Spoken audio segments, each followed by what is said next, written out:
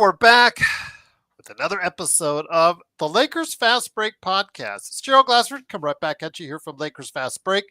Pop Culture Cosmos, where we cover the latest news and trends in pop culture each and every week, twice a week, wherever you get your podcasts.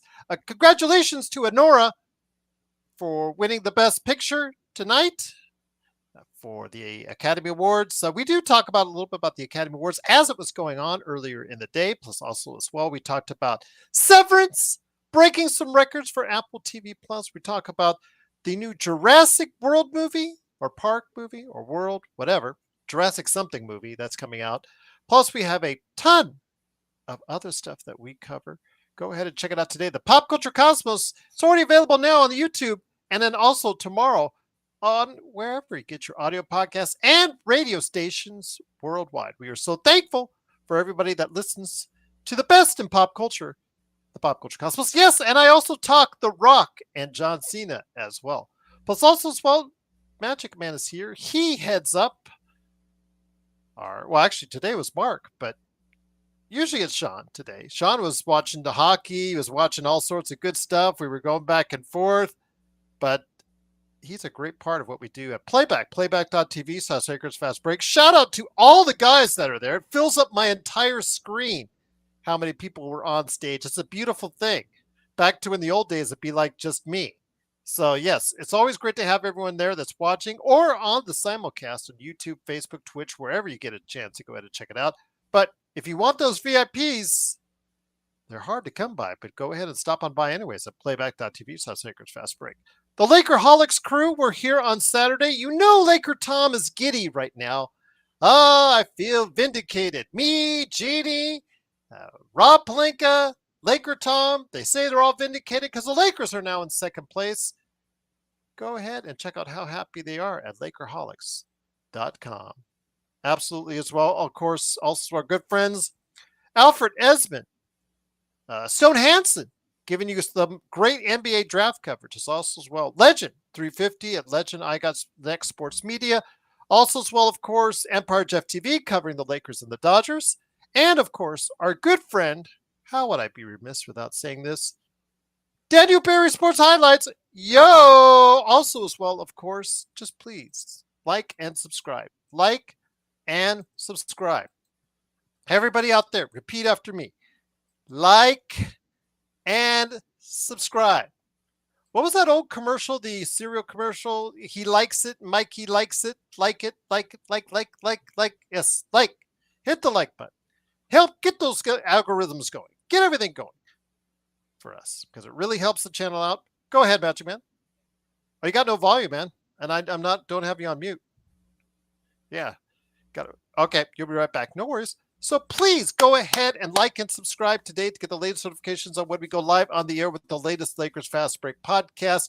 And also, as well, don't forget to go ahead and become a member today for just $2.99 a month.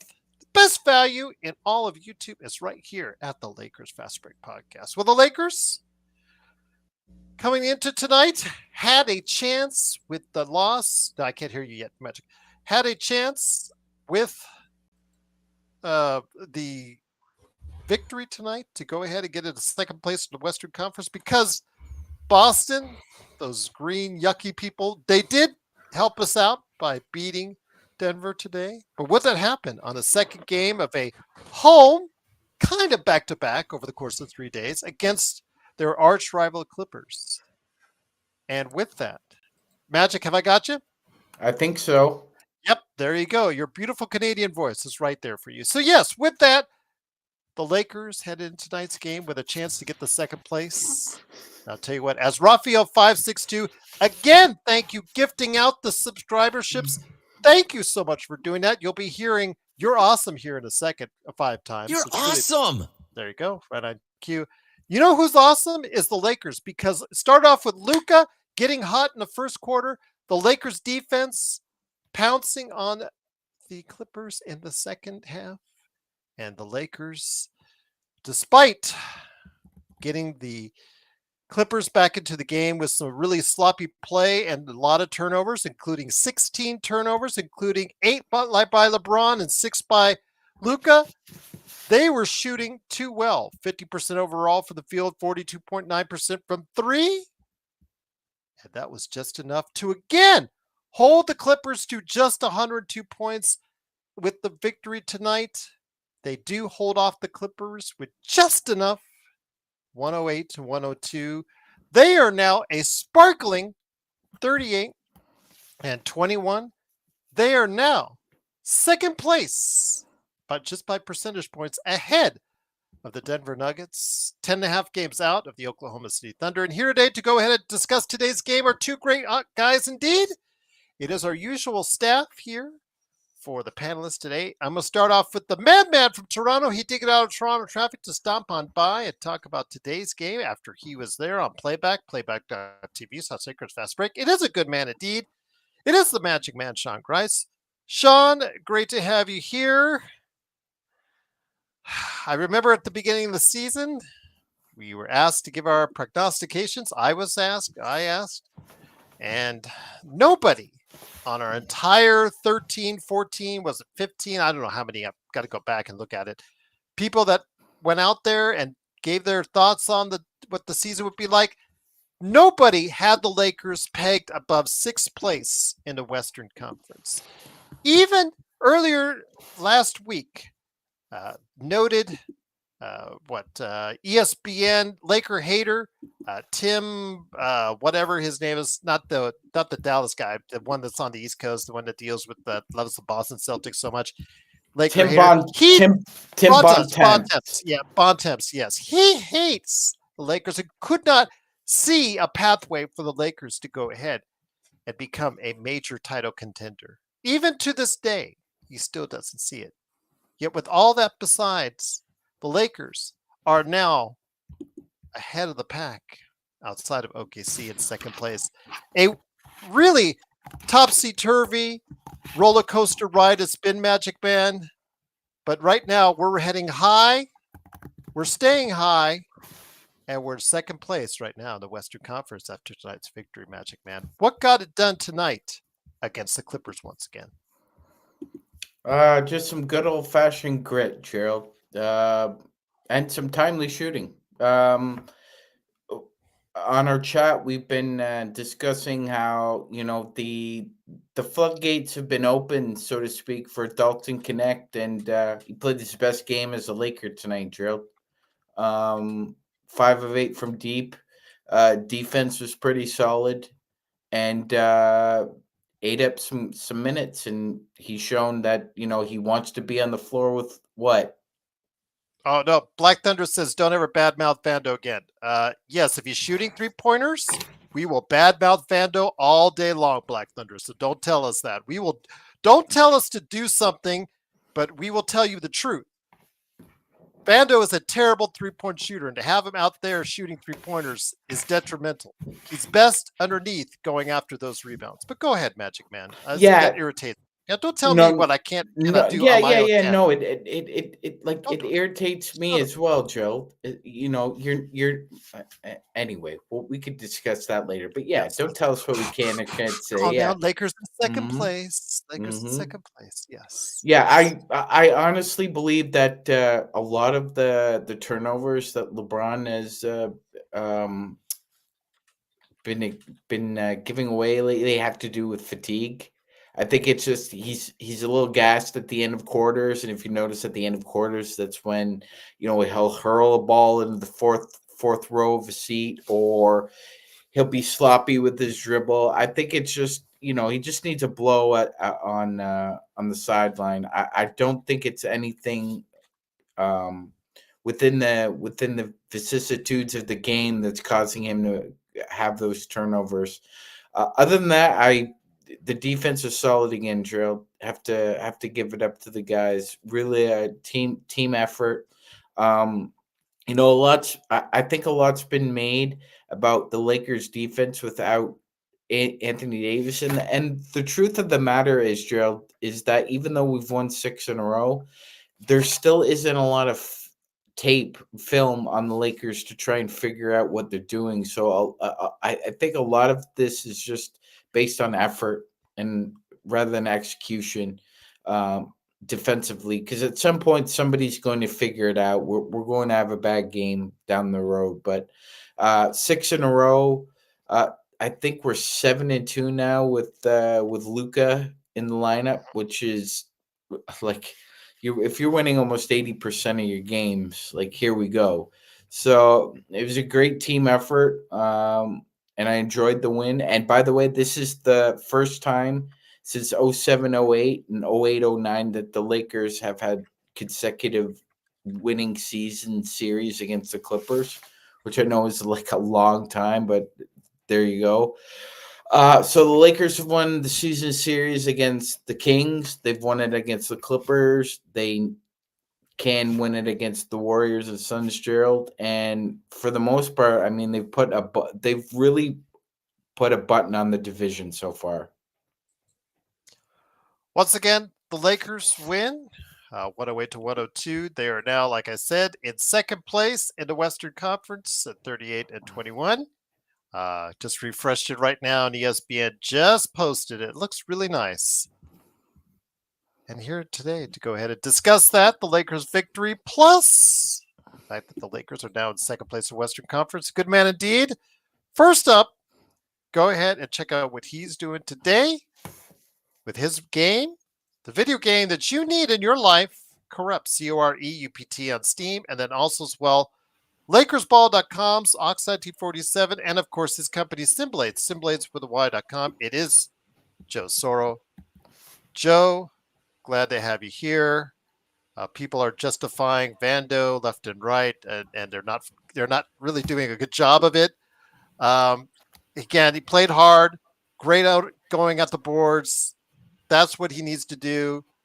Let's just leave the 3-pointers away from him, and then just again focus on what he's doing, can do well, and not what he wants to do or what he can't do well. Joe, let's get back to the team. This defense, again, holding another team to 102 points. The Clippers, once again, the Lakers are riding a wave. It's now in second place in the Western Conference.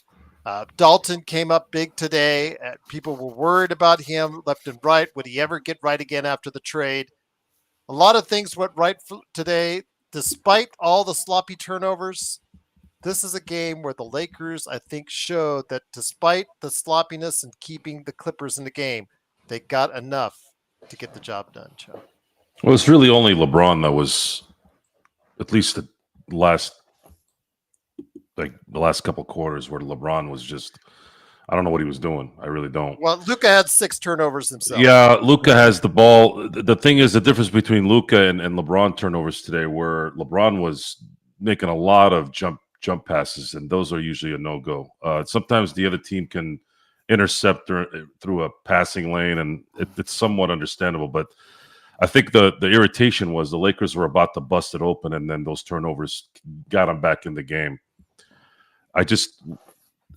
JJ needs to tighten that up a little bit. Maybe he needs to call a timeout, sit LeBron, which he actually sort of did in the fourth quarter. He did sit LeBron down, and maybe that's what calmed him down. But if it wasn't for Vando getting those offensive rebounds before he hit that 3 to go from 5 to 8, what would have probably been, because the Clippers they had some good momentum there. It could have been a 3-point game. Talk about when Gabe Vincent hit that 3, right? No, I'm talking about the LeBron 3. Oh, LeBron. I think, okay, because you said Vando. My bad. Don't interrupt me again when I talk. Oh, shut up, Joe. Go ahead. I said when Vando got the rebounds. Do you want me to say it in Arabic for you so you understand it? You might have to, because you did it just the way you said it. You said, I mean, you're wearing the pink. Rebound and hit that 3. You're wearing pink today. You want me to prance around the room? It's red. It's pink. It's red. You know what? Red. It's Atari red. I'm sorry. What's wrong with wearing pink? It's red. I'm not talking to you. I'm talking to Jackass. When you have room to speak, you notice the answer. I'll give it to you. When you have room to speak, I will give it to you. Never diss men wearing pink again, buddy. I will diss. I'm wearing red. It's a red shirt. There's nothing. It looks pink on camera. I'll send it to you guys in the WhatsApp. There you go. I'll send you guys in WhatsApp. I know it's red, Gerald. Luka and the team in general, that first quarter was 9 turnovers. That definitely is a team issue, and of course, Luka's handling the ball. Look, a turnover is a turnover. I guess maybe they don't make a difference whether they're good turnovers or bad turnovers, or unforced turnovers, I should say, and forced turnovers. However, when your team is playing defense this aggressively, it does allow you to feel a little bit more comfortable that they can make stops when you need them to. Bogdanovic hit, I think, 4 threes. Felt like more, but he missed every other shot, which was funny. If it wasn't for those threes, I think the Lakers would have probably busted this open. But in the end, the Lakers kind of imposed their will again against the Clippers. And this is the third straight game they've pretty much put their foot in their throats. The only reason why these last 2 games weren't complete blowouts, like 3 games ago, was because the Lakers were getting a little lackadaisical with the ball and not taking care of it. But they pretty much had control of this game from beginning to end again. And what can you say, guys? I mean, I'm not going to complain. They won. They're in second place. Holy smokes, they're in second place. And it's March, folks. I'm not going to keep going back and forth about what we predicted before. What we predicted before got washed the day Luka Doncic got traded to LA, because there's not a human on earth, not even God, and I've said this a few times, knew that deal was coming. If any of us knew a deal like that was even possible, maybe our predictions would have been different.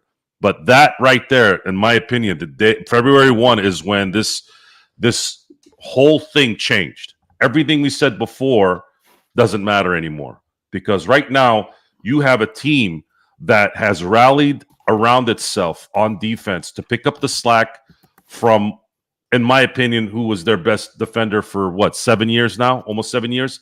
And they're playing better team basketball because of it. And then you infused a ball handling wizard in Luka Doncic at the same time. It just, what can you say? What can you say other than I can't wait. This ride has been amazing so far, and I'm looking forward to riding it even more.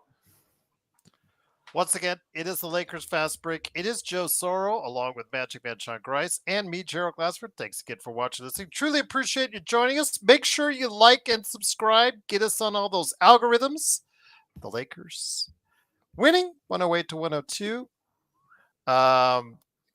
Before we get back to you, Sean, here we go with the Vando. Kyrie says, Joe, you still think Vando isn't worth their salt? Another 3, meaning his contract. Let's just go ahead and just talk monetary. Let's not start sucking each other's you-know-what just yet. Can we? Let's let the season progress, please. Let's just let it progress. Let it do its thing. Yes, he's playing very well, and I'm happy for him.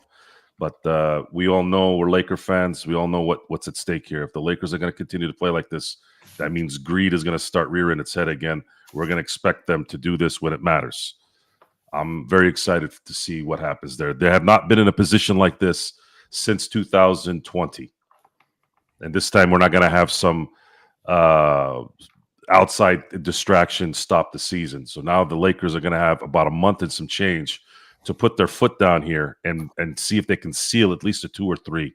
2 or 3 right now is pretty realistic. So let's see how it plays out. Then we'll talk. John, let me go ahead and ask you this. Luka Doncic, I know, again, getting back into shape, and people have been, just at him right and left on this channel. I'll be talking about how Luka this, Luka that, Luka this as Xbox comes in. Let me ask you this, Sean. How satisfying is it now that, the day that Xbox, John Costa, by the way, shout out to him, Lakers Corner Clutch Talk, and also Zach as well on Lakers Live, Joe Soro and I were on there, and then you shortly thereafter praising the trade, telling our audience to believe in what we're talking about when it comes to Luka, and to see it matriculate. We're not even seeing the best of Luka right now. The best of Luka is what we saw in that first quarter, but we're not even seeing a complete Luka game over the course of 4 quarters yet. The Lakers are in second place. How satisfying is that for you? All those people that were talking smack about Luka for all these weeks, including Lloyd. Lloyd even had a compliment. Can we stop talking about the numbskulls and what they think? Can we talk about the game? Again, there's a They're little part of the question. How audience, sad yeah. is Who gives a shit how what sad- people thought? Anyone who thought this was a bad deal is a moron. It doesn't matter if Luka was 10 points and 11 rebounds tonight and they lost. It's still the right fucking trade. Anybody who doesn't believe that doesn't belong in any discussion. They belong to be muted, away, gone. We're going to keep talking about this after every game? Oh, Luka shot 30. Oh, what do you guys think about this now? Fuck them and fuck where they come from. Who gives a shit? Seriously. This was the biggest trade in the history of the NBA in the 21st century. How about that? You like that? You like that? So how's it Can I feel, finish? No, you're not going to Can I finish. finish? You talk about some of the numbskull again, I'm going to interrupt. Can I finish? Fine. All right. Actually, Nick, he was doing it to you, and I just mentioned someone else, Joe. This is a real life version of our chat. They're not the only guys. They're not the only guys. You know damn well there's a lot of people out there. And again, I'm gonna say it nicely. They had a coffin outside the Mavericks arena. Go watch that video and you tell me how big this trade was. Gerald, Mm-hmm. you know how long ago you asked me that question? Too long ago, but I'm Yeah, sorry. it was about 4 minutes ago. But thank you, Joe. That was great. It's very satisfying.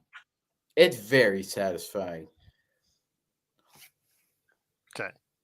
When Go ahead. What help do you think I need, people? You think I'm all fucked up? Like I'm out here banging my head on the wall today? Joe, don't go Joe Pesci and Goodfellas on the audience, all right? We know. Wow, Keep that motherfucker here. Give me here. Folks, I'm done. For those of you who haven't been here, you guys have heard this. No, Sean, I got to talk. I got to do this. You guys got to know, I don't have problems in my life. I don't. Just because I get crazy like a firecracker. You light it, it bursts, and then it's over. All right, Sean, I'm sorry. I'm not going to interrupt anymore. You want a problem? You want a problem? You want a problem? Thank you. Gerald, it bears... Thank you. Thank you. I'm talking to somebody else, Sean. You can go ahead and talk. Don't worry. I'm not going to interrupt you.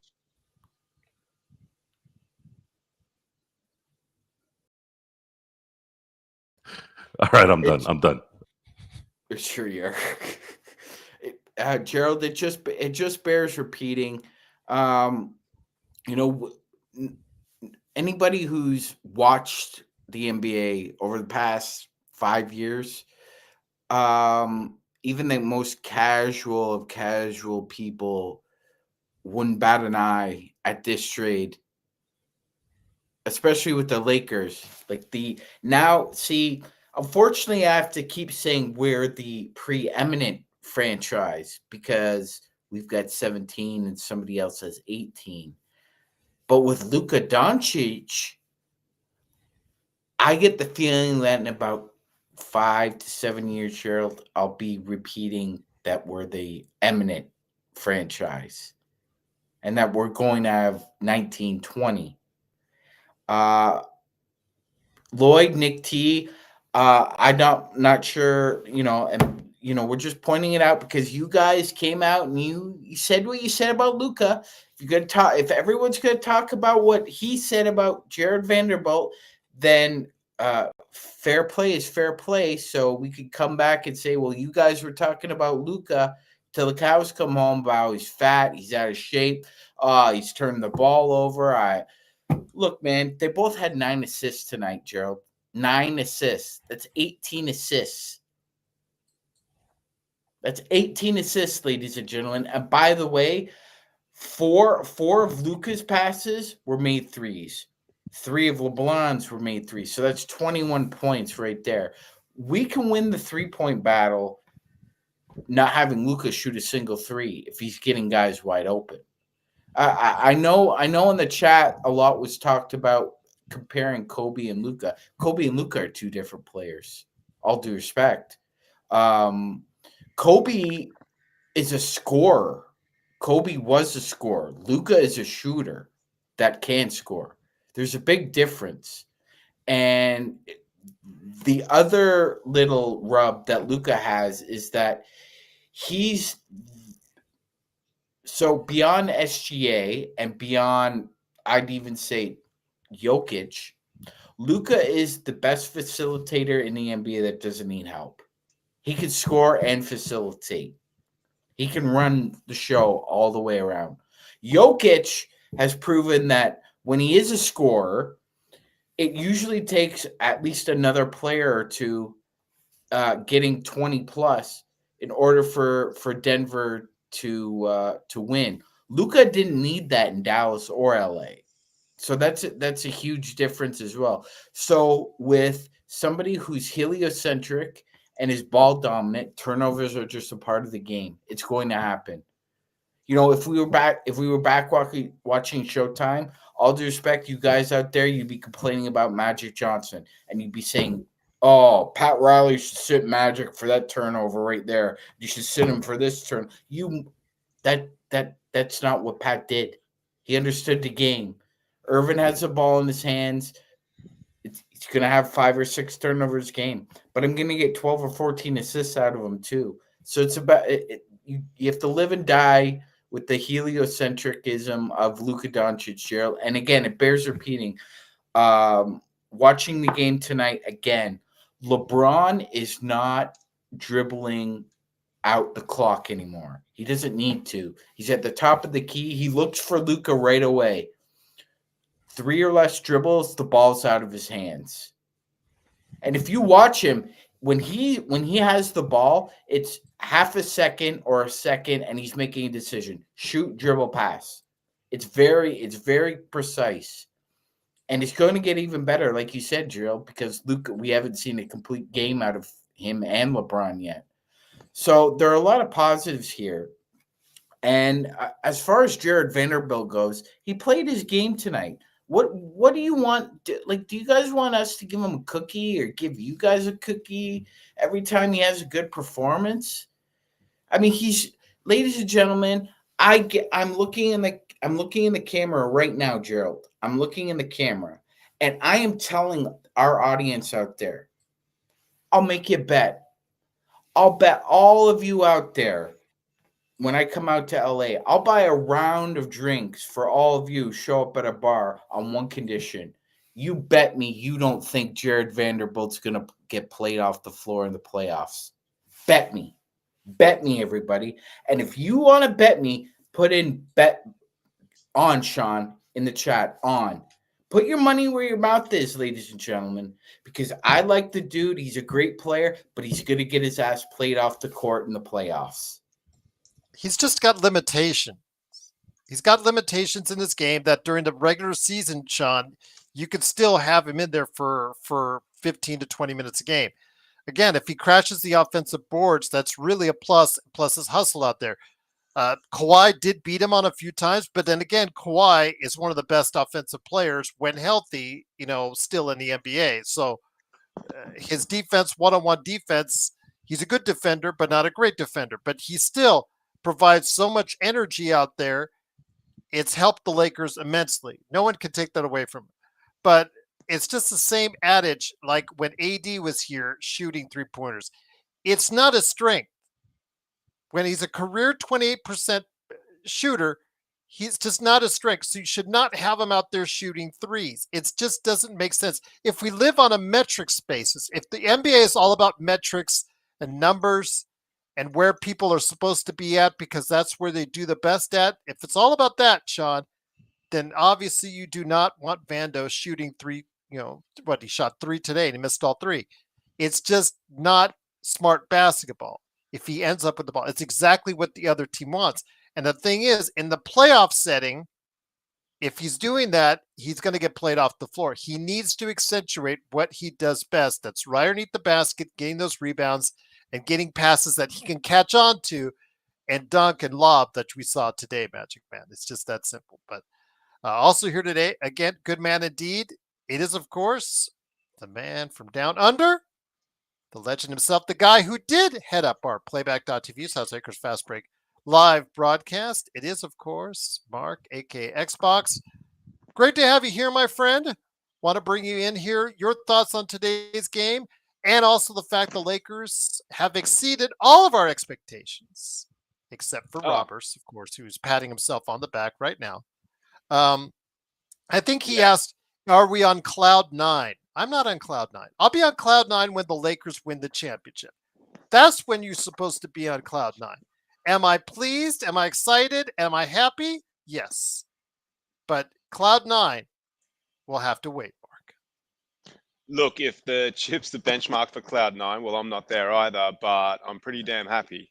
It's all about the rings. It's all about the rings. But let's be honest, we're in second place when no one had us there, and so where we can go to from here is we'll wait to see what happens. But I mean, tonight's game was great. Like, I don't know, man. We also got to factor in the fact that we didn't have our third and fourth best players in the team playing.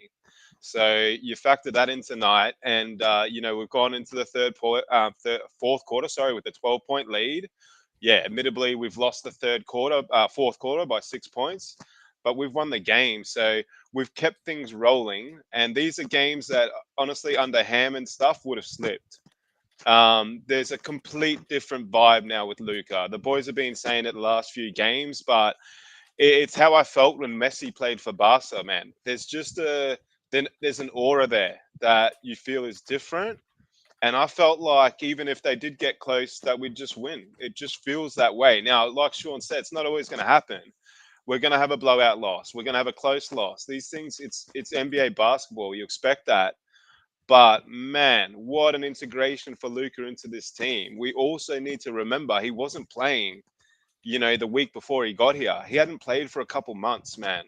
So really, everything's positive for me right now. And I think what Joe, said there was quite right. I think we are focusing a little bit too much on the past. I've said that a few times in the chat to a couple of the guys that are wanting to keep going down the AD trade, etc. It's in the past now. It's not even if we how do you think Mavs fans feel about it? Like, if we can't move on, they're never going to be able to. So I'm happy as, man. Luka's just been playing brilliantly. LeBron can now focus. I felt like LeBron got the ball a bit too much late in the game where it should have just gone straight to Luka. I felt like he was trying to do what LeBron does late. He just needs to focus on shooting and scoring. And wow, what an asset that's going to be. So it's sick, man. What a 1-2 punch we've got. And then you throw in boys that weren't there tonight. I mean, AR's been playing so well.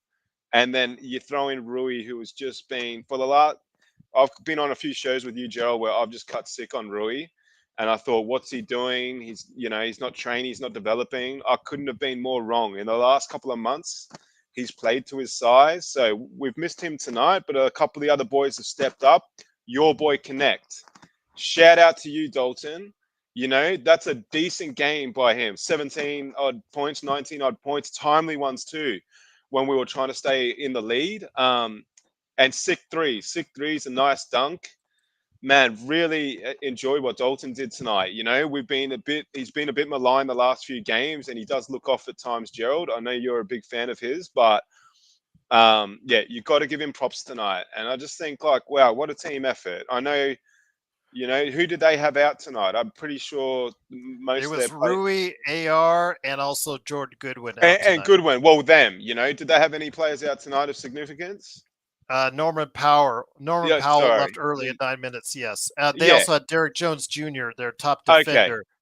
He's a nice dunker. But hey, man, so we played a pretty full strength Clippers team who would have been wanting some revenge from the other night. And we've just kept it rolling. And we never felt like we were going to lose that lead. There was a little bit of intrepidation at the end that we're always going to have when a Laker game's tight. But man, it's all good. Like, it is from where we were to where we are now. Second place in the Western Conference. It's just insane. Everything feels good to me right now. I'm not cloud nine, Gerald, but I'm getting there. Once again, it is the Lakers fast break. It is, of course, Mark, aka No, fair Xbox, enough. Magic, Yeah. Magic Man Sean Grice, and Joe Soro himself as well. Along with me, Gerald Glassford, thanks again for watching and listening. Lakers are now in second place after 108-102 victory over the LA Clippers. Joe, I want to bring up to you. I mean, we've talked about 40 years old. LeBron is not going to be able to be at a high sustained level each and every game. He's going to have his bad games. But when he's had his bad games many times in the past, AD could not make up the difference on certain occasions. There were some times where it worked, but a lot of times where it didn't. When LeBron looked like he was 40 years old and just was not going to have a good game, regardless. Today was one of those days. It's just, again, 40 years old, so much is on his plate, asking him to do so much.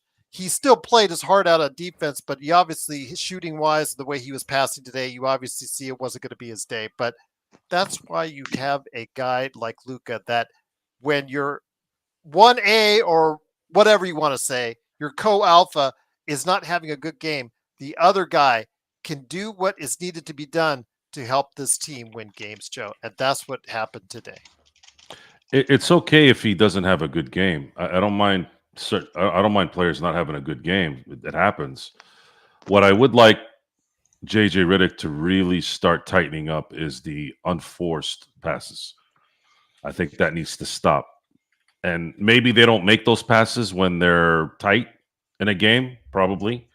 But I still think it creates bad habits.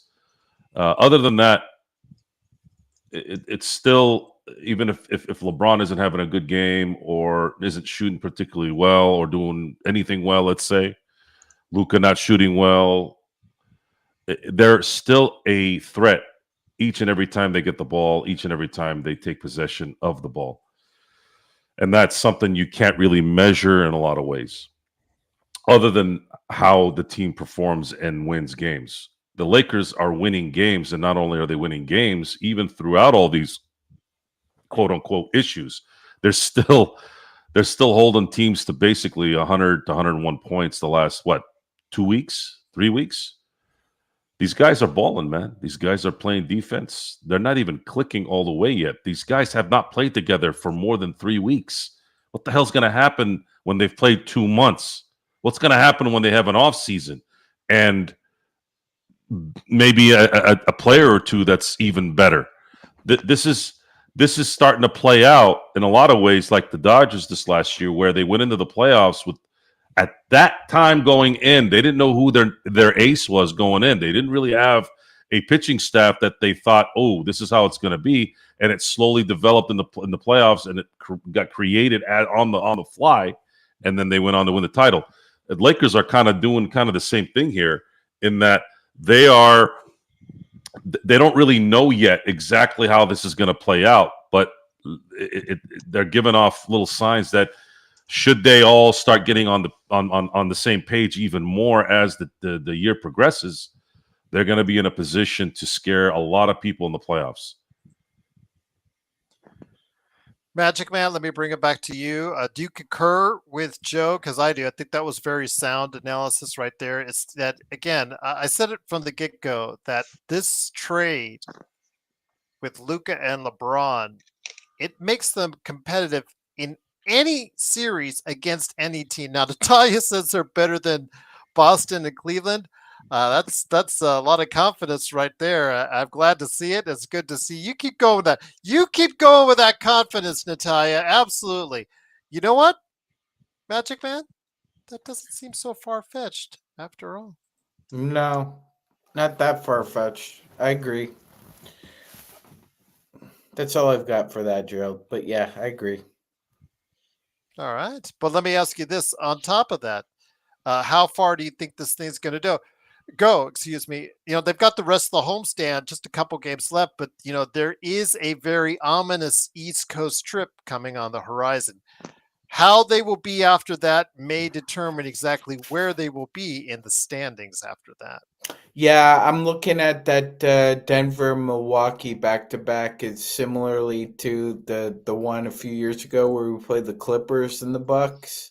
Gerald, Yeah. I think it's a barometer, and yeah, it looks ugly because for some reason a really weird uh, kink in the schedule has the Lakers playing back to back twice.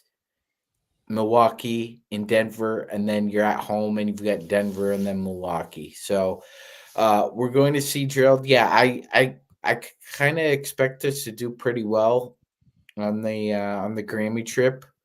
But we'll see. I mean, it's 6 in a row right now. Let's just keep stacking those wins, Gerald. Can we get to double digits? I think we could get to 10, Gerald. I There you think we go. could Well, they've get to won 6 10. so far. Oh, they've won. Was it 6 or 7? Let me see it. Did It's ESPN 6. update? It's 6 right now. Okay. As the Lakers again with the victory, 108 to 102. Xbox, I will bring it back to you. What has been the most impressive thing since Luka has come on? What has been the most impressive aspect of this team for you in the time that he's been here that could be one of the best reasons why they're now in second place in the Western Conference for you? Well, I mean, all I kept hearing about how bad of a defender Luca was, and since he's come, all we've done is keep defending well. So that's been huge, man. Even tonight, 102 points. I know for the previous whatever amount of games that we've had this run on, it was 100 or less points. So man, it's just been a super impressive team effort, and the confidence the team's gotten out of the trade would be the exact opposite of the confidence that the Mavs got from the trade. Like it's just elevated. The club's elevated, and you can see it in the play of AR before he got injured. You could see it a little bit in what Rui had carried on for a few months, but then it's the periphery guys too, like Hayes, man. Okay, Hayes hasn't had his best game tonight, but he did play pretty damn well the other game, and he's played well for a starting center that most people thinks a 3 or 4 big man on a team. He stepped up. DFS had a terrible moment late, but overall he's played really well.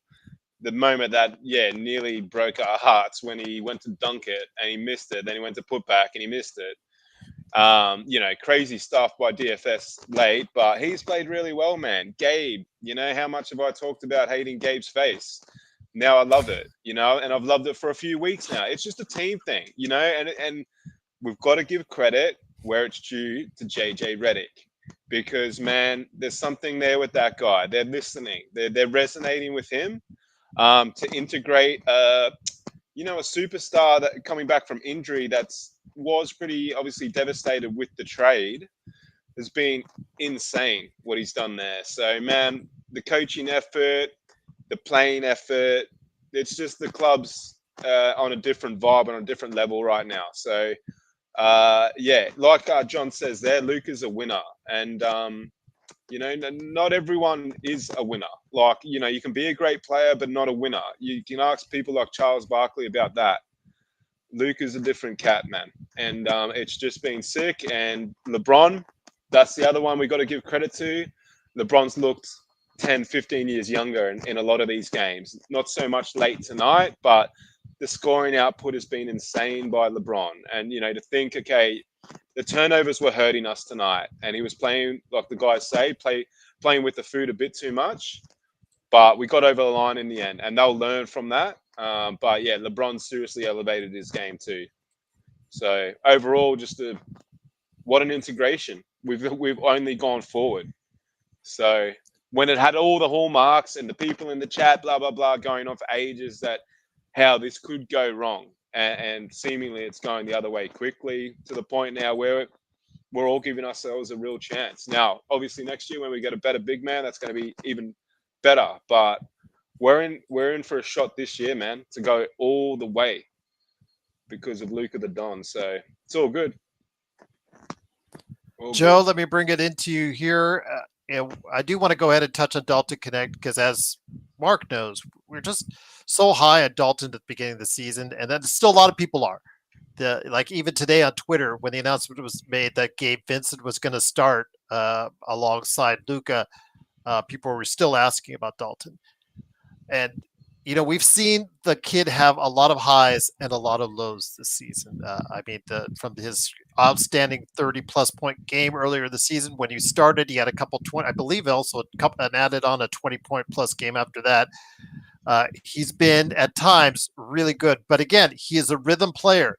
He needs his minutes, but he needs to start making shots. But his defense has been so suspect, it's hard to keep him out there for a sustained period of time. Today, they found ways to utilize him in the defense properly.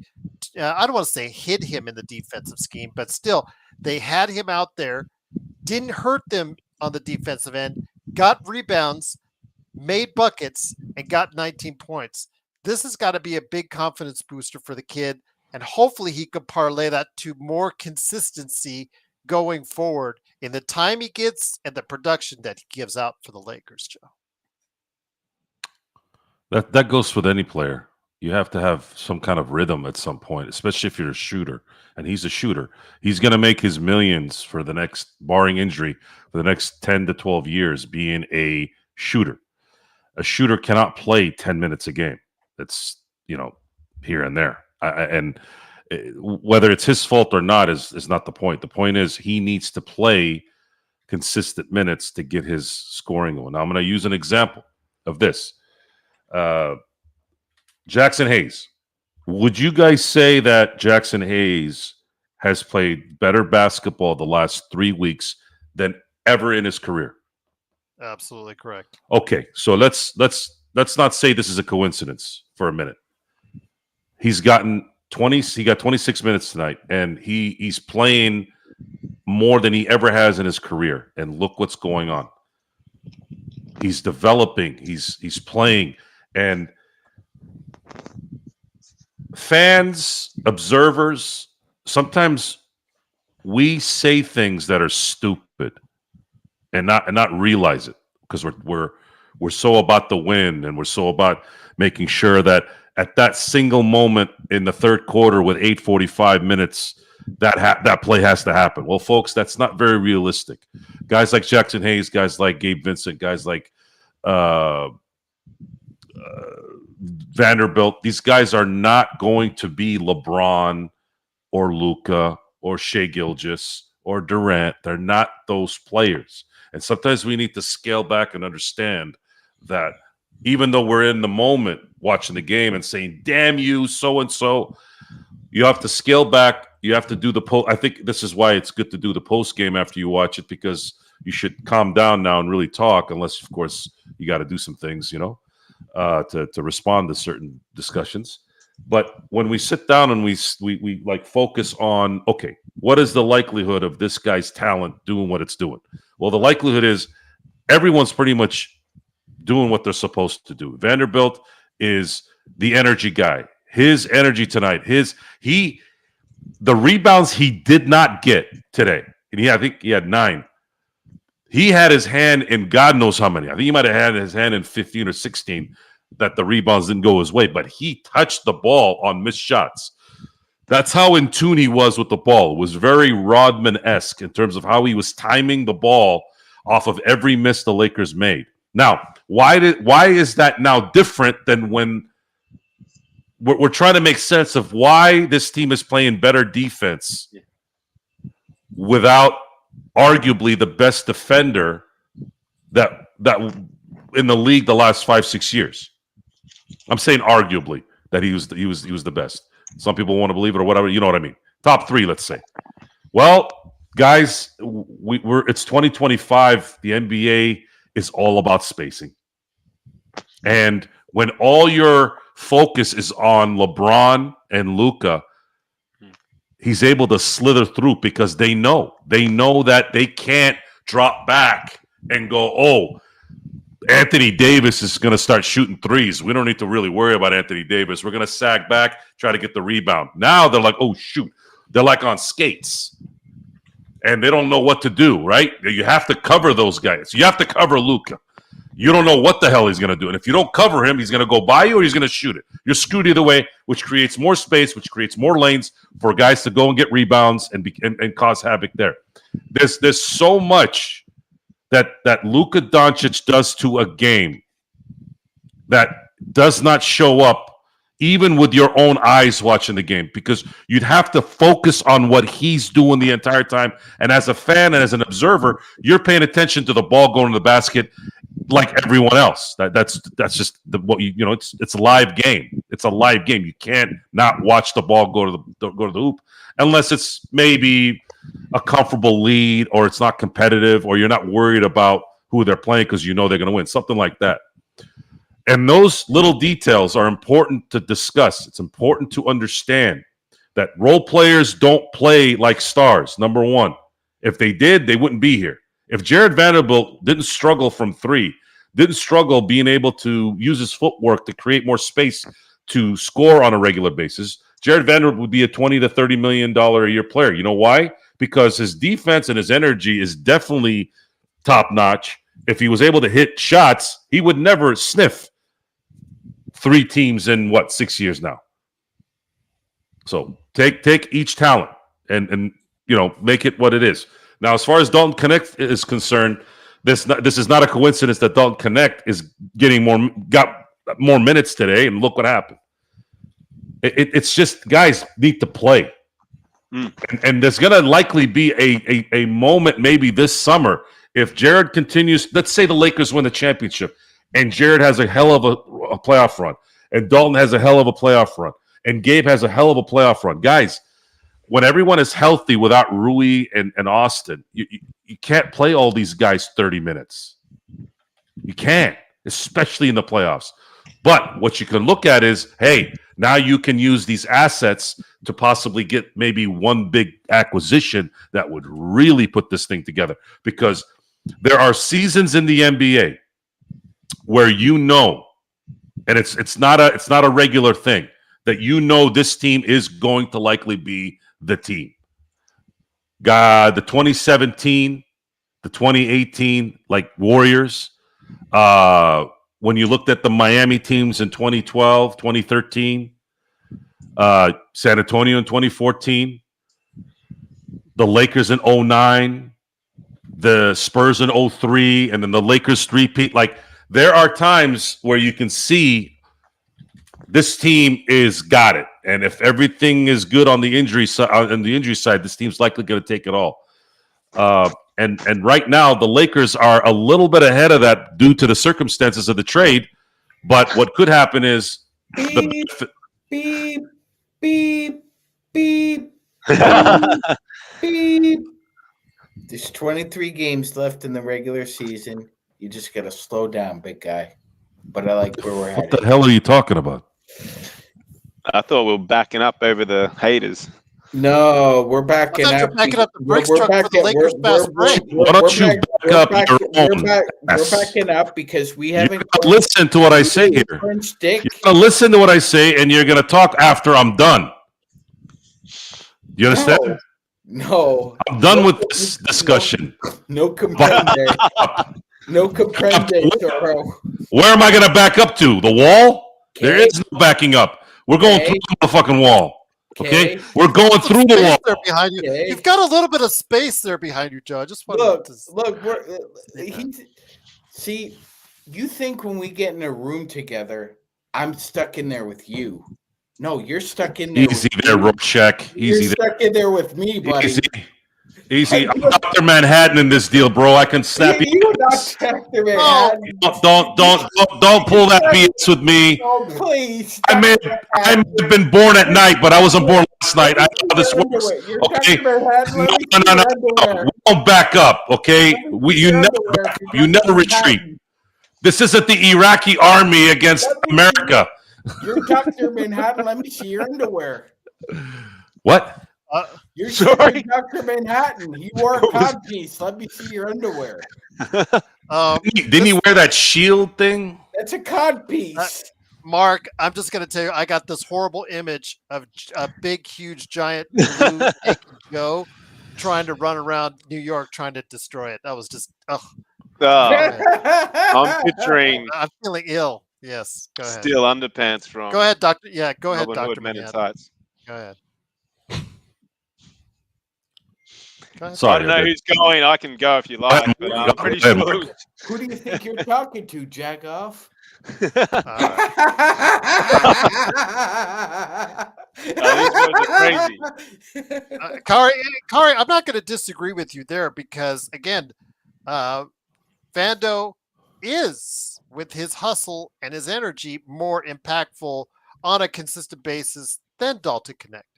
Yeah, but Dalton, it's it's a good the reason point, why he Gerald. hasn't got They're different minutes, Mark, players. you and I've discussed this back and forth, is he is at times atrocious defensively, but JJ found a way, I don't want to say for lack of a better term, hid him. I Yeah, don't know where Joe went, but Joe just kicked himself out. he'll be back. Uh, yeah, he'll be back. Uh, He's on his way to Canada. he's scared. Yes, there you go. I think he got scared, or maybe. I, Oh I God, heard it's could he be feeling. actually trying to become blue and you know do a Dr. Manhattan? I hope not. But anyways, Mark, I just want to say that no one's doubting the consistency more of what Vanderbilt brings over Dalton Connect. Dalton again, but JJ found a way to give him sustained minutes and not have him hurt you defensively. That I thought was a great job by JJ by doing that today, Mark. Yeah, it was fantastic. Dalton just needed to come in and really focus on what he does best, which is scoring. Um, and it's not always going to be like that, especially in playoffs. There's going to be a time where Dalton does need to defend. I did see a bit more active hands from him tonight. I feel that same way about Luca. Yeah, Luca's not going to be the kind of defender that gets low and stays in front of, super quick players all the time, but he's got quick hands, so he'll get in an odd hand here to deflect the pass. He might not always get um, the steal, but he'll get a deflection and things like that. For me, the whole team sort of stepped up defensively, which has brought along a guy like Dalton, who at times, as we've said, Gerald, man, the defense has been so poor, especially for a young player that is trying to make his way in the league. You'd think it wouldn't just all be about scoring, but I don't know. Like I'm going to give him credit tonight, and I think what he put up with during that Mark Williams trade. He's a young man. He's not, we're in our 40s and older and what have you. We've been through a bit of experiences in our life where maybe you can absorb something like that. I think it took him a few games to get his head around exactly what had happened. And we saw a little bit of, potential sulking on the bench and stuff like that. But I also don't mind that. I don't mind players where you can see the emotion. It means they care. And one thing that I say about Dalton is that he can offer something a little bit different to AR in the sense that, okay, AR is a much better, ball handler and creator. Dalton can dunk, man. And when Joe's talking about how important space is in this game and how you can see the effect that's having on a player like Hayes, it's going to be there for Dalton too. So, if his three's not open, he can rush the lane and dunk. I think there's going to be some pretty key moments for Dalton during this season for us. Really key. And tonight, he was the one that kept the momentum going when Luca had to go to the to the locker room. Dalton and LeBron were a big part of keeping the momentum going. So, like we always think about Dalton, man. I mean, there's a reason LeBron put out that tweet, sort of admonishing the rest of the league for not taking him before he got drafted. He's obviously a pretty special player there. And when you can ball out and score 37 points, it's going to come in handy, man. So I've got mad respect for Dalton. I feel like he's put up with a lot the last few weeks. He balled out in the rookie game during the All-Star weekend. So I think, I'm glad he's still there. And the conspiracy theorist in me also believes that they might have looked at it and just thought, oh, that trade, we don't, obviously Williams was injured, but I also think they felt like maybe Dalton can help Luca out here. Especially if we can get like Maxi back later in the playoffs, or for a playoff push. So it could be another big man to support Hayes and what have you. So Dalton, shout out to you, man. I think you've had a great game tonight, and I'm just going to go game by game with you. So mad respect. Absolutely, indeed. But once again, it is, of course, the Lakers fast break. Lakers win 108-102. They're now in second place in the Western Conference. Magic Man, I'll bring it to you. Kerry, asks a great Good question. What exactly makes DK a bad defender? Because we noted on the show that's why he hasn't gotten extended minutes period at times, because he's quite often, and it hurts me to say this, look like one of the worst defenders in the NBA. At times, it has really been a bleep show at times. But is it just inexperience she's asking, or being in the wrong place, or a lack of athleticism? He seems to be pretty long and athletic, which we've seen him on the offensive end, yes. But defensive end, I think it's the fact that awareness, inexperience, plus the fact that, for 5 years, he was a 5-year player, if I'm not mistaken, right, Magic? Yeah. He was the leading scorer and the top offensive player everywhere he went, even at Tennessee. He never really had to emphasize and play or concern himself much on the defensive end. He is a good rebounder, a very good rebounder for his size. That's the one thing he can do outside of shooting. But defensively, one-on-one, there seems to be just not, getting around screens or leaving his man open. Just the defensive awareness is just not there. And it's the major reason why he's never playing consistent minutes at this point in time. JJ did find a way to work around it today, but again, as Dalton has to go ahead and at least play, I don't want to say adequate, just slightly below adequate. As long as he's hit that shot, he'll stay out there, Magic Man. But Kerry asks a very good question, wants to understand what makes him such a bad defender. So he's got very raw fundamentals. If you watch him, he doesn't bend his knees a lot when he's defending an opponent who's obviously quicker than him, Gerald. And me and Gerald have noticed that. You got to bend your knees and you've got to get as low as you can. It's, again, I chalk it up to inexperience. But, Gerald, we can't keep talking about inexperience forever with Dalton Kinhank. He's played in the league for about 50 games now. And so I think a lot of it is fundamentals. Another observation that Gerald has made, and I've noticed it as well, is that he's not strong on the ball.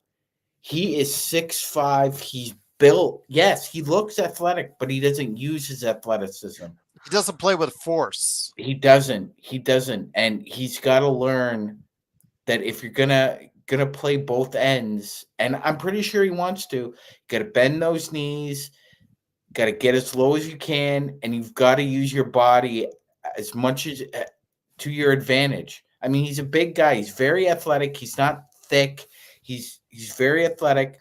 You have to be able to use your strength to your advantage. When guys go up for layups, you can see it. They're just waving him off. It's almost as if he's like a feather. He's so light to them. You can't play like that. You have to play a strong brand of on ball, bending your knees, get as low as you can, and try and do your best. Now, Gerald, if he keeps shooting like this, I mean, he's going to stay in there. He's going to stay in there. It's just that simple. But we're going to need a shooting. I know. I hear. I'm listening. I'm reading a lot in the chat about, well, Dalton might not play a lot in the playoffs. You guys don't know that. We don't know if there's going. Well, it's just it's that old mentality where the coaches don't go to the rookie right away. As Mike Malone trusted Christian Brown a lot in the playoffs when the Nuggets won their title, Gerald. Okay. I'm just saying all it is somebody rolls an ankle, Goody rolls an ankle, or Luka rolls an ankle. You never know, and Dalton's gonna need to be ready. So I mean, I'm so defensively, it's still a work in progress, but I am pleased with the resilience I'm seeing from Dalton Kinhank, Gerald.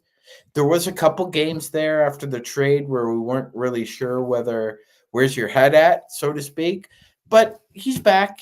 He's back. He's playing his game. I'm happy for him. But he's got to continue to watch film, listen to the coaches. I mean, you got Scott Brooks and Nate McMillan there, okay? One guy won Coach of the Year for the Thunder, and Nate McMillan won got multiple teams to playoff series. So these guys know what they're talking about, and Kinhank just has to be a little bit more fundamentally sound, Gerald. Absolutely. Again, defensive awareness too, because like remember against the Dallas game, he gave up was it 2 or 3 straight to Klay Thompson, and I'm thinking to Yeah. myself, Klay Thompson, but he's already on a heater. But he was already on a heater, and then he adds. It's just like you're not aware that the guy is taking those shots. It's that, and he got pulled right after. JJ pulled him right after that, and it's those type of things he's got to avoid doing.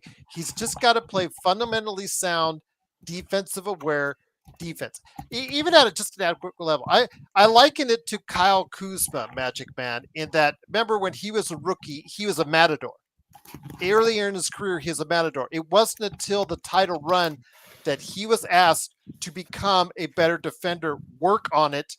And remember, he went to the bench. He worked on it and became what their 6th, 7th man, and became the guy that they put on the best offensive players for the in the playoffs. And he became a really, really decent defender during that run. Now you can leave it up to your interpretation where he's at. But again, I'm not asking Kinhank to become an all-world defender. I'm just asking him to hold his own out there until he gets a chance to take up some shots. And because that's what he needs. He needs to take the shots. He needs to get the minutes to get his rhythm in order to be effective out there, as we saw tonight. Joe, let me bring it back to you in here. And once again, the Lakers do win 108 to 102. Be that as it may, Lakers are in second place in the Western Conference. They have 2 games left on this homestand against New Orleans and also as well the New York Knicks. Then they go out on this very, I'll say interesting, somewhat concerning road trip that's upcoming. But the Lakers go in hopefully into that with a lot of momentum. Your thoughts on how they'll finish up the homestand and head out after that? No, I'm not concerned anymore as long as there isn't any crazy injuries. That's it. That's the only concern. That's the only concern in the NBA at this point is injuries. They didn't have the 3rd and 4th best player today, and they still really took it from beginning to end against the Clippers. Clippers were playing really hard too. They really wanted to win this game. It's teams that are going to be scared of the Lakers because Luka's still not going to be Luka probably for another month. Maybe even longer. I don't know. It's a lot to ask someone to reroute their life in 3 weeks and do what he's doing here. And I would say the biggest thing for me, the rest of the way, is make sure that everybody's got the energy, everybody has the focus, and that's usually the guys that are in and around LeBron and Luka. I think the rotations have been great, by the way. I really have liked how Luka's been coming in, doing his thing, and then he'd sit, and then LeBron would come in. And today there was an issue where they went on an 8-0 run, but it was one of those games, I guess, that LeBron just couldn't stop making unforced errors. However, when they clamp it together, it just seemed like nothing phases them. And this hasn't been the case, guys. This hasn't been the case. The Lakers have lost these games a lot the last 5 years. So if we had to pick one little instance that has changed where you cannot argue, is that the Lakers are not losing these games anymore with Luka. They're not. And they won't. They won't lose these games regularly. The Lakers were losing these games more than not. And it was very, very frustrating. It's very, very frustrating because there's no reason to lose a 5-6 point lead with 2.5 minutes left. That's bad basketball when you allow something like that to happen. You miss free throws, you miss layups. They had all that tonight, but they still were able to get through it because the energy's there, and you have Luka there making shots and just creating enough space, enough fear to where it's allowing everybody else to do what they need to do. So yeah, I think they're fearing the Lakers now. Maybe OKC might not, maybe the Celtics might not, maybe Cleveland might not, because they are the cream of the crop at this point. And the cream of the crop, yeah. Yeah. But dig it. But Everyone else, now they have to worry about the Lakers. Now it's like, oh my God, what are we gonna do? And that's the fun part. Fear is what Mike Tyson used to do before he even hit the ring. He beat his opponent before he even got in the ring. Now, when you hear Luka Doncic is coming, you have LeBron James coming, and they're on the same team. Oh, and everyone else is pulling their weight. Oh, you have Dalton connecting on 7 of 10 shots after Rui and Reeves are out. Good luck. Good luck.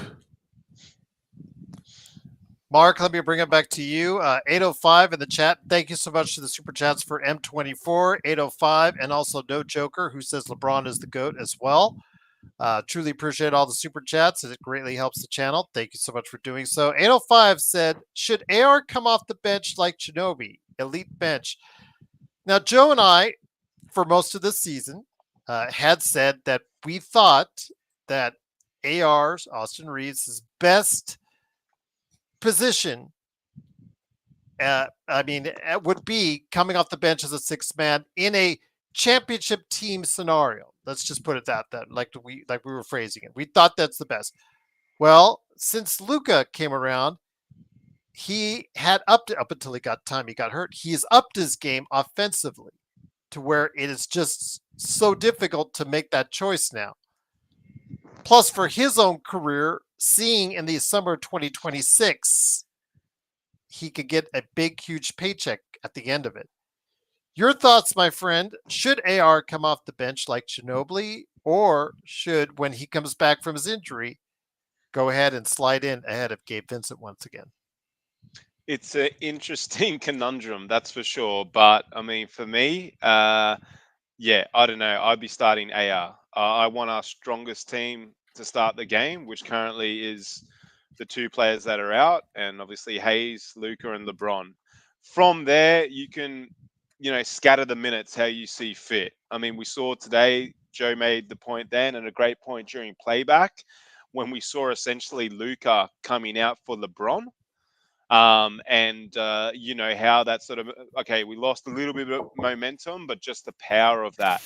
So I think you can have AR in the starting lineup. So you look at, our starting lineup has been extremely strong, and then you scatter AR's minutes with the secondary unit, or however that works out.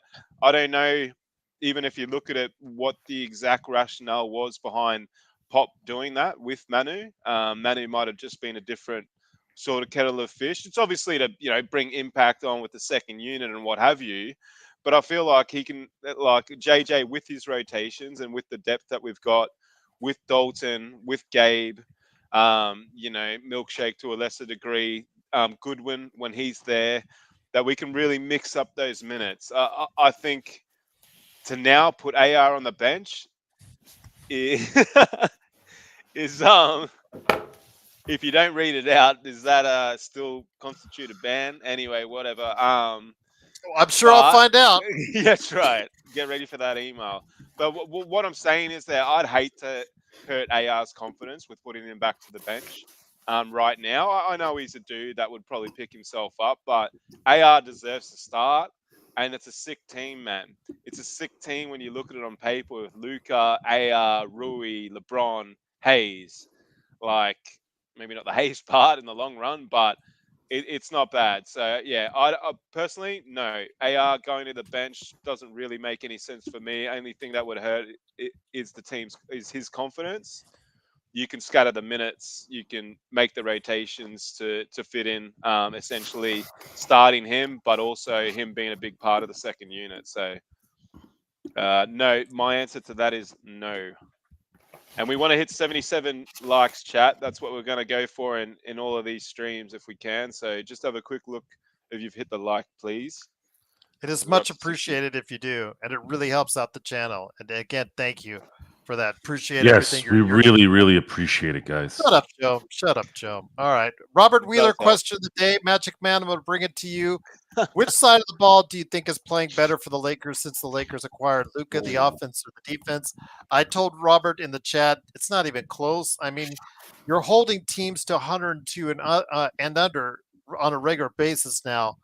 they're not really lighting it up offensively as a collective unit. I mean, we haven't seen much in the way of, huge 120 plus point games since Luka's been here, but the defense has continued its success from the January 14th day that everybody sets a precedent on, I guess, seemingly now. They have not stopped their defense, even with Luka joining the team, Magic Man. Yeah, no, Gerald. I think it's obvious the defense is a little ahead of the offense right now. That's to be expected. Yeah, I'm not surprised about that. Usually the offensive of the ball lingers a little bit or lags when you have when you make a monumental move like this. And yeah, you're holding opponents to 102 points or less over your past 12 games. Yeah, of course, the defense is solid. Um, gonna have to make some adjustments though. We're playing some really good teams coming up, Gerald, and there's enough film now, and we're going to have to make some adjustments. And JJ's more than capable of doing it. But this isn't a case that somehow we've become, the '96 Bulls. That this team still has some flaws. We're able to hide them a lot more now with Luka. But that being said, there's still an underbelly, and they've got to get things correct. I'll just add on to what Mark was saying there. Manu Ginobili came off the bench out of necessity. Gerald, they didn't have anybody else to facilitate with the Spurs. If you're the Spurs, you went from Avery Johnson to Tony Parker in a span of 6 years. In between then, you didn't really have anybody. So Manu had to come off the bench out of necessity for Pop. And by the way, he wasn't exclusively a bench player. He has started over 350 games in the NBA.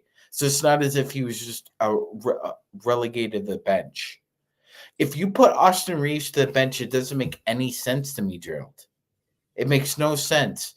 You've already established the fact that you've got 1, 2, 3 guys that could score over 20 points in the lineup together. And they're getting better each and every game. Why would you bring Austin Reeves off the bench? He's not a point guard, ladies and gentlemen. I know this is difficult for some people. Well, you got to remember. Well, just let me see this, Sean. For most of the season, the Lakers bench was pretty bad. It was, but I mean that doesn't mean you should relegate Austin Reeves to the bench just because you think that the bench will be more productive with him there. The starting lineup. How are you going to improve the starting lineup? Who's well? Now you can't. He's played so well that you can. Exactly. Exactly. That's what we're trying to say is if you took him out of the starting lineup, who are you putting in there that you think is going to either maintain the offense or make it better? We're saying there is nobody else. That's why he's the third option right now. And by the way, Gerald, who's to say JJ hasn't thought of this already and he's going to stagger all 3 of them in the playoffs? He's going to have to. That's just our bench situation is what it is, and you're going to have to stagger. I would stagger Austin to come off the floor last. LeBron and Luka come off first, and then Austin comes off last. That's the way I would do it because Austin finishing the quarter. You mean? Yes, like because then at least you have some buffer. You have a buffer zone there, and in the playoffs, these 3 guys are going to be playing anywhere from 40 to 45 minutes a game. So you're going to need some kind of staggering against Denver, OKC, who else? So I really think it would behoove everybody to just live with the idea that Reeves is a starter. And by the way, he is a starter. And his agent will tell you he is going to stay a starter. He's started 53 games already. Why would you put him on the bench now? Like that makes no sense. That makes no sense to me. Nah, kill his confidence too, Sean. Yeah, Sure. exactly. Big time. Keep it Childish Joe, let me bring it back in here. One person that we did not compliment as of yet was the game plan by the guy himself, who has helped orchestrate all this. Since you don't like crediting assistant coaches at all, let's coach the big guy himself, the podcaster himself, JJ Redick. We're just seeing the ups and downs or so far earlier in the season as a rookie head coach, took his lumps from time to time, showed some promise from time to time, turn the calendar forward to 2025, turn the calendar forward to January 14th, 2025. And since then, we've seen JJ orchestrate a masterful defensive job and a winning ways that has set the Lakers ablaze to a second spot in the Western Conference, Joe. You have to throw in the assistant bullshit again in there. Yes, because it goes ahead and I'm gonna ask the question again.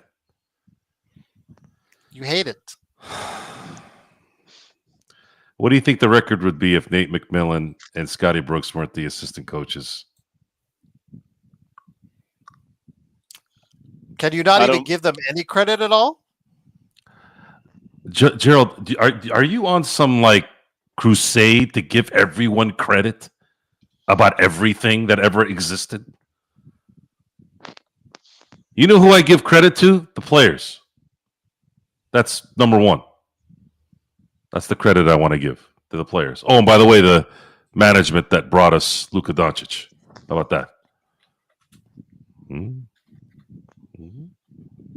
Yeah. I'm not going to sit around and start patting everyone in the ass at how great they are. That's a terrible precedent to set. How about you let things develop and you let things go the way they're going, like they're pretty good. And I know Sean is going to like this, right? Sean, you remember that press conference that Nick Saban had when he was talking about poison? How the media, when they keep telling everybody how badass Alabama is, that's like poisoning the team. Rat poison, yeah. It's rat poison. Not even just regular poison, rat poison. So I don't want, even though they're not likely listening to us yet, I'm not going to sit here and after every game, guys, you're doing great. No. How about this? How about we enjoy the games? We give props to those who play well. And the ones who don't play well, it depends on who it is. If Gabe Vincent can't shoot for an entire game, I'm probably not going to get mad at him as much as I do LeBron James, folks. And then you guys come out with your pitchforks and say, why are you hating on LeBron James? He's the GOAT. Well, I'm just telling you what happened in the game. I will say this, Gerald. It is. What the hell is this? You're gonna what Gerald? What does Gerald have to do with this? Because I'm speaking to the host and creator of Lakers. We're talking about credit now, and you don't get any. I didn't ask for it. Yes, you did. Yes, you did. When? You guys keep putting sentences in my mouth. When the hell did I want credit for what? Oh, I didn't put it in your mouth. I put it in your head. I need. I put it in your head. No, don't do that reverse psychology bullshit on me. What are you? You're not Freud. This is about, as a fan, you're observing, and maybe you're one of those people. Not a fraud either. I didn't say you were. The point here is you got to let this do its thing and stop thinking about credit and patting everybody on the back and making everybody feel good. No. And people have to understand the difference between saying what happened and hating or not liking. I just told you a good example. I just said a good example. If Gabe Vincent misses every shot in the game, I'm not going to get mad at him as much as I get mad at LeBron for creating 8 turnovers, which in 7 of them were unforced. Does that make sense? No. Yes, it does make sense. You're just being a dick. So. Oh, pardon me? Yeah, I said it because it makes perfect sense. It makes perfect sense. I beg your pardon. We are narrating the game. We narrate the game, and this particular book changes every game. Okay, so let me ask you a question. So when Jack McKinney did a header on the pavement, you're telling me anybody else would have won that championship, Sorrel? Well, it did. Paul Westhead did. I'm asking you, would anybody else have won that title? Would Pat Riley have won that title? Pat Riley, yeah. Okay, what about the others? Do you know who the other assistants were on the Lakers that year? I bet you don't. Well, there weren't any. Who was it? It was Pat Riley, who came in late after McKinney got hurt. And then Paul Westhead got on Channel 9 with Chick. Chick Hearn, yeah. So Westhead went from assistant to main. Yes. So your answer is anybody else in this state and city of Los Angeles would have won a title with the Lakers that year. Well, let's. Those are different. No. Oh, see. Oh, now we're playing reverse. That's a different. You're talking about 45 years ago. Shit right now. It's coming out your Bill eyeballs. won a title in '69, playing and coaching. You ask yourself that question today. Can LeBron James coach this team and win? No, exactly. So you're asking me a question that is irrelevant to today's game. Bullshit. It's not bullshit. No, it's not. No, it's not. Oh my God. That's a legitimate response to that. Especially since that proves my point. This man makes me want to drink, ladies and gentlemen. He makes me want to drink. Crack open the scotch. But hey, Joe, you are beyond absurd right now. Why? Why? Because assistant coaches aren't that big of a deal? No. You're talking out of your ass. No, I'm not talking out of my ass. You are talking assistant out of your coaches ass. are not that crucial to winning. Sorry, they're not. Do you think they would have helped JJ maybe Thibodeau? That's it. What was that? Do you think that would have helped JJ in any way? Like, I know what you're saying about assistants not being super important, but he is a first-year coach. And I just feel like maybe some of the conversations that guys like Dalton have had haven't always just been with JJ. It might have been with some of these experienced assistants. Well, let's use last year as an example. So Phil Handy was the big. Go ahead, keep talking, Joe. We're just looking at what Carrie says are your Joe-isms. Vandal sucks, number 1. Assistant coaches don't matter, number 2. Luca will get better eventually, number 3. Mute the trolls, number 4. Rawr, I'm angry. Give me more liquor. Hey, Joe, this is one point just before you answer the question I just asked you. And Carrie, good one, but that was very funny, Carrie. Hey, but I saw a story where Austin Reeves was talking about LeBron James last year and how in his rookie year, where LeBron was just going him for 2 or 3 weeks straight about how poorly he was playing and also how badly he was doing in training. And apparently Phil Handy was the one to have a chat to AR, and AR was so concerned about it, but Phil Handy said to him, the only reason that he's getting on you like that is he believes in you. Do you think like some of those sort of moments with the Nate McMillan is happening with the team that might be helping overall? So are we going to give credit to Artest's shrink now in Game 7 of the 2010 finals? Are we going to give her an assistant credit? Look, guys, this is the problem with society in general. It's not just sports, but sports is a microcosm of society. Folks, the reason why I'm intense is because someone has to do it. No one's doing it around me. Everyone wants to be nice. Everyone wants to caress and support and be all into their feelings. And don't get me wrong. I cried when I watched Titanic. Hey, I got a heart sometimes. I did cry. I felt bad. You do? Right? Okay. But the point is, when it matters most, you need to start focusing on what needs to get done and what will get it done. The Lakers winning the championship, and by the way, to tail off what you just said there, Mark, What was Phil Handy's reward at the end of the year for doing all this great psychology? Oh, get your ass out of here, folks. Basketball is not a complicated sport.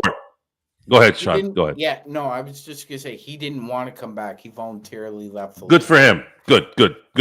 So the point here is talent on that court and the guy that calls the shots on the sideline are going to be the most important parts of this, and it always will be that.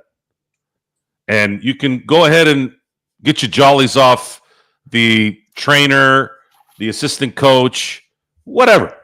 I'm just telling you what I feel about that and how I think it matters. And to me, maybe it matters a little bit. How about that? Does that make you feel better, Sean? No. How about that? Does that make you feel better? No. How about that? I wasn't paying attention That's to what you were saying. Well, if you take your hand out of your pants and pay attention next time, maybe you'd be listening. Gerald, I have permission to go deaf whenever he talks. So You have that permission. But let me bring it to you since Joe in 10 minutes failed to answer my question. What kind of credit do you give JJ Redick for I told you what the answer was. Stop with the credit crap. Let this team do its thing. Let him answer the question. I just answered his question. You It answered was by not directed to answering the Mark, question. not to you. Mark, No, it was to you, start Sean. It was to talking, you, Mark. Sean. Oh, It was to you, Sean. It's you, Sean. okay, yeah. No, You were so mad at Joe that we couldn't hear it. That's okay. No worries, my friend. Go ahead. Yeah. Well, actually, I do because, first of all, what Joe Soro doesn't understand is that there's only 24 hours in a day, and you can't do everything yourself. Although he likes to think he can. JJ Redick has other responsibilities and roles, and guess what? It takes scouts, assistants to actually watch film, evaluate it, and come up with game plans. Then the head coach goes over those game plans and decides whether or not he needs to veto certain things. But Joe doesn't understand that. He just thinks JJ Redick wakes up and pulls a game plan out of his ass. That's not the way it works. And Gerald, should be noted, Nate McMillan and Scotty Burks were involved in the best brawl ever in NBA history between the Sonics and the Rockets. But they didn't even yeah. I was saying hopefully it's a lot better than what we saw today in San Antonio and who else was it? Was it Memphis? No, it was OKC. That was OKC, pretty. That that's was right, pretty yeah. ugly, actually. That was just a dance. That looked like the high school dance. Yeah, it did. It did. But Jalen Williams thinks he's Floyd Mayweather all of a sudden. When was this fight, Sean? Tonight, Mark. I showed I yeah, put the that video one with at the playback. Sonics- Sonics Rockets Yeah. one. Yeah, I saw that. Okay. Oh, that one was years ago, mate. I'll pull that up Yeah. for you. Yeah, but yeah, they were really throwing punches. Like Hakeem and Sean Kemp were going at it chucking pretty punches. good. Yeah, Oh, actual I don't know. Was punches. that one better I though gotta at the see Malice at the Palace? I really liked that one. I don't know. I Gerald, saw that game live. yeah. I saw that was- game live on yeah, here. I know. It's hard though because Vernon Maxwell's a What's nutter as hard? 'Cause Vernon that one just Maxwell's a kept nutter as going. much as Ron Artest is. So Yeah. it's really hard. I still like that small little Pistons fan that came up right at the end of all it. He's like, come beat this test. He's getting ready to go up against our test. And our test looked like, are you kidding me? Apparently, someone said that if Jermaine O'Neal didn't slip on that beer, he would have killed that guy with the punch. Yes, absolutely. That Malice That's at a the good Palace. one. That Stewart absolutely lost his mind. I think because I saw that live, Magic Man, I don't think I'll see it ever see a better one because I saw that one as it was happening and it was just kept going and going. Yeah, no, this was a different one, Mark, where they threw the beer on top of Ron. Yeah, no, the Malice on the Palace. No, I know that one well. Sean, and then he I went to watched the documentary. crowd and yeah. Oh, it was insane. Yeah, I mean, obviously our test then came to us, changed his name, etc. But that was just you don't want to see that kind of thing, man, with the crowd. No, you don't. No. now. Only in hockey. And well, the disappointing part on that level was that he was playing at an MVP level. Like if he didn't get suspended, he would have gotten MVP votes. He wouldn't have won it, but man, a lot of people don't respect Ron Art. Gerald, a lot of people to this day, including a lot of Laker fans, just do not respect the sacrifice Artest made coming here. He went from being a number one option in Indiana, and he was a number one option in Houston. When T-Mac got hurt, and he came here and was a fourth option. After he told Kobe in the shower that he was going to come here and help this team win a championship, if I'm not mistaken, after they lost in this, the first time they met up against the Celtics. So absolutely, as the story goes, yes. I mean, Kobe sitting there in the shower, dejected from losing it, all of a sudden looks up. Oh, Ron Artest. I want to thank my mailman, by the way, folks, for delivering a package today on a Sunday. Yeah. And tomorrow I'm going to tell him again how great it was to bring the mail again on a Monday. What's your mailman's name? So I want to thank Earth for supplying oxygen for us to breathe. And I want to thank the planet for going around the sun and stuff. Is there anybody else we have left to give thanks to? Yourself? I wouldn't mind a thanks. I don't know. I've never thanked myself. Gerald. Thank you, JSK, if you could run into your own arms on the beach. I want to thank the planet too for supplying me water. How about that? If you could run into the beach in your own arms, you would. Who are you kidding? I'm not calling coward. What are you, nuts? And on that note, it is, of course, give the Sun some credit. Yes. It's not a note. It's a rave review. Yes. All right. It is, of course, the Lakers fast break. The Lakers do win 108-102. They are in, as if you didn't know it, they're in the second place in the Western Conference. Xbox, I'm going to have you start off the roll call before we head on out. Just another good win.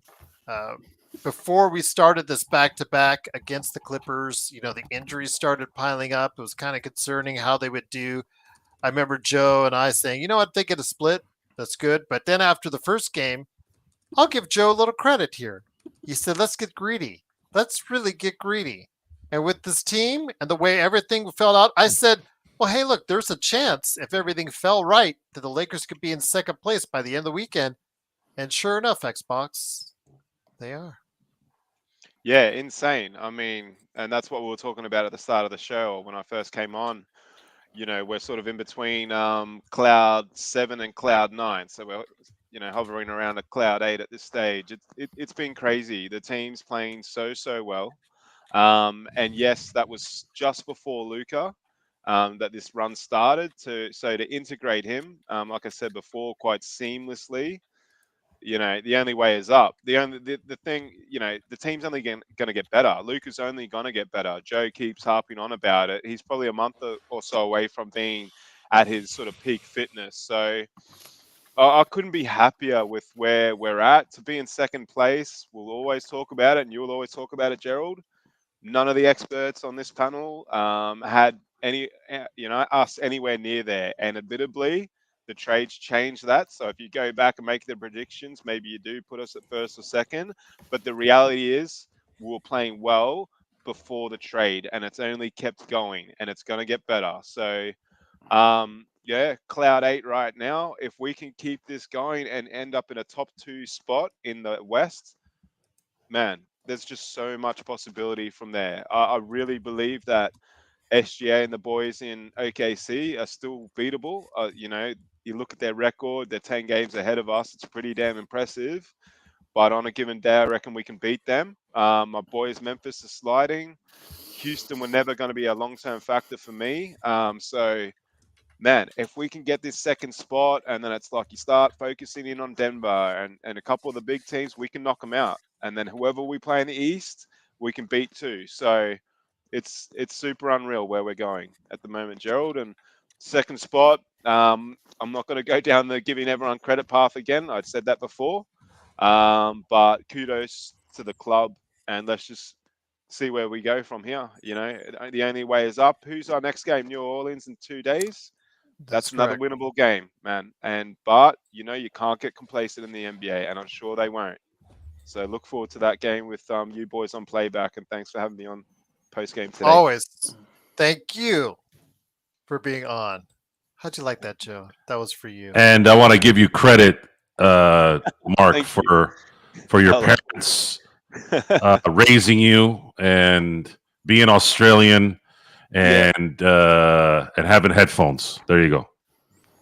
Thanks, Magic Mom and Man, I want to bring it over to you. I will give credit to Joe, because Joe, often in his arguments early on against the Luka haters, was saying, "Well, if we had AD, where would we be at?" Because he was already injured before the trade and got more injured after the trade. So let's just say that true. we did make the Luka trade.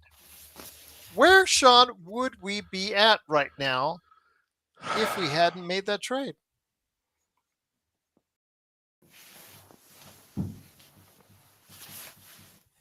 Because we wouldn't have AD right now. Giving credit to Anthony Davis. Shut up, Joe.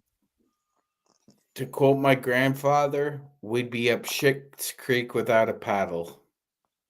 Okay. So Nick T says the same spot. We would be in second place. We were playing well beforehand. I know Nick has mentioned that before, and I give him credit for that. No, we'd be up Did you Schitt's say the Creek same without place? a paddle. Yeah, see, Nick T thinks that abdomen, whatever the hell tear that he got, wouldn't have happened in LA. There's an invisible injury deflector that wouldn't have happened.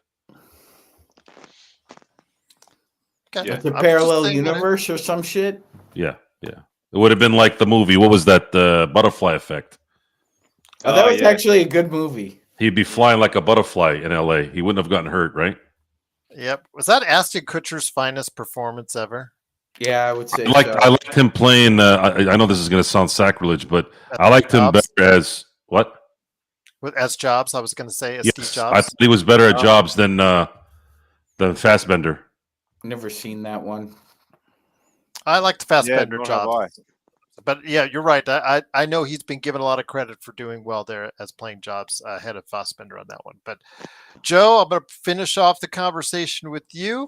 Lakers are in second place in the Western Conference. Again, the Lakers, can they continue this mojo? Can they continue this throughout the homestand? But on the horizon, we will be talking about it in a couple games, Joe. There's going to be a big, important trip coming up on the horizon as well. Yeah, it's going to be a very, very good end of the year. Lakers are going to be a team that other teams are going to have to worry about now, where before it was more, can we beat this team in Boston? Can we beat this team in Chicago? I don't know. No more. Yeah. Lakers right now, looking at the standings, it looks like they're going to probably win the division, which is hilarious. This will be their 34th in the NBA. If you count their one in the NBL, be 34 or 35, sorry. So looking at their current record, they're standing at 38-21, which means they're at, what is that, 59 games? So 59 games, that means there's 23 games left. For them to win 50 games, which was just out of this world, no way in hell at the beginning of the year. Now all they got to do is win 12 and 13. Yeah. Mm-hmm. So they don't even have to play 500 ball to win 50 games. And that 50th game will get them a 4th seed. Worst case. Based off the way the way it's playing out. However, someone mentioned 55. I wasn't even thinking 55. I was thinking 52. If you get the 55, you might get that number 2. For sure, number 3. And that would be moist. That would be moist indeed. Before we head on out, as we always have a standard Robert Wheeler question, I guess I always now going to have an 805 question. Guys, thank you again for the super chat. Would you rather be struck by thunder or fall off a cliff? Xbox, I'll start with you. I don't know, man. That's pretty obvious. Like getting struck by thunder and getting cooked out of oblivion would be much better than falling off a cliff and knowing that that's happening. I'd suspect. So I'd rather get snapped with thunder. I don't know. Okay. What do you boys feel?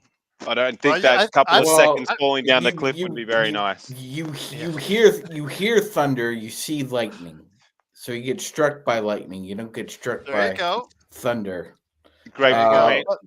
Let's just That's- say that lightning. big- Let's that- just say that- lightning. Psych That out. being said, oh man, I'd rather get struck by lightning. Yeah, that's People the have lived. case.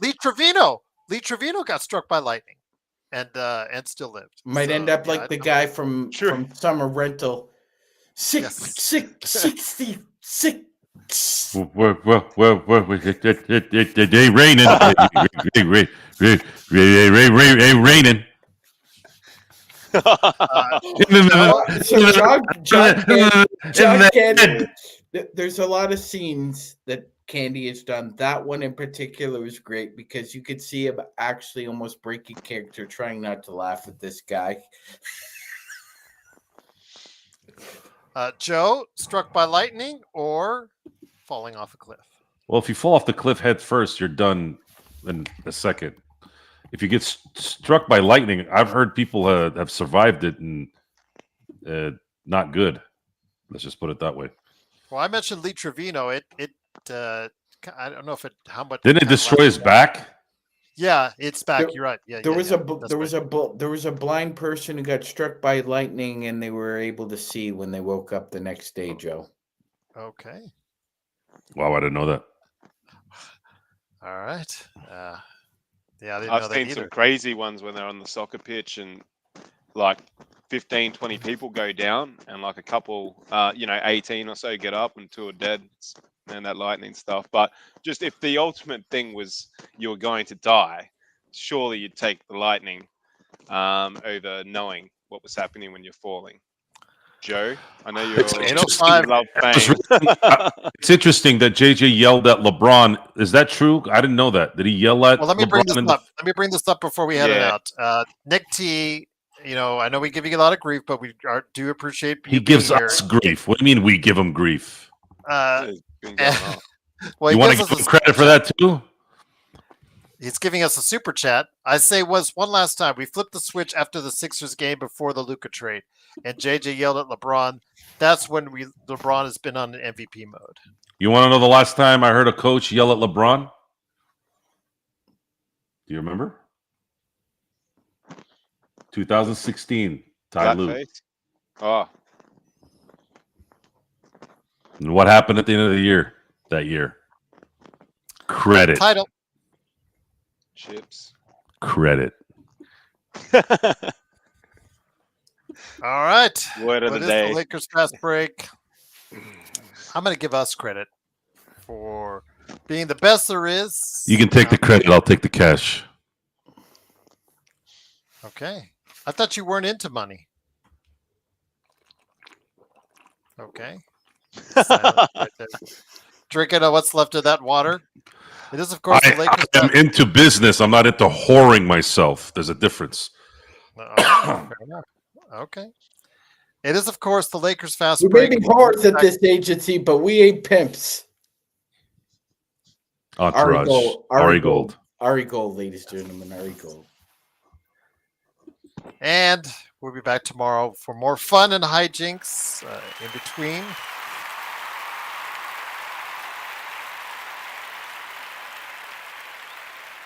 We really need to level up on that soundboard.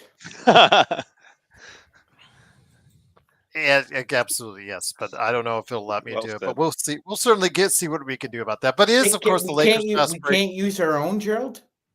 Well, I'm looking at it. I don't see a spot where you can add on. But again, I can on a different version of TalkScoop. That's another conversation I have off camera with you guys. But it is, of course, the Lakers fast break. The next game, I believe, is Tuesday, as was mentioned by Xbox against New Orleans, if I'm not mistaken. Is that correct, Xbox? Yeah, yep. Wednesday here, Tuesday for you. Exactly right. Yep. Absolutely. So with that, we'll be back tomorrow, maybe with another snack pack or a nightcap or NBA observations.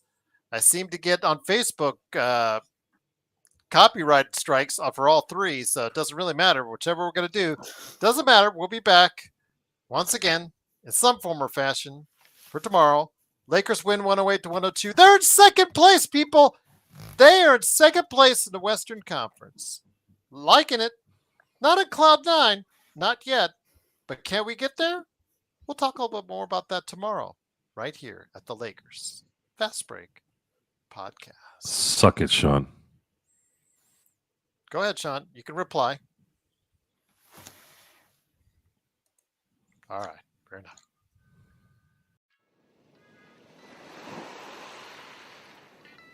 You know where you can stick that?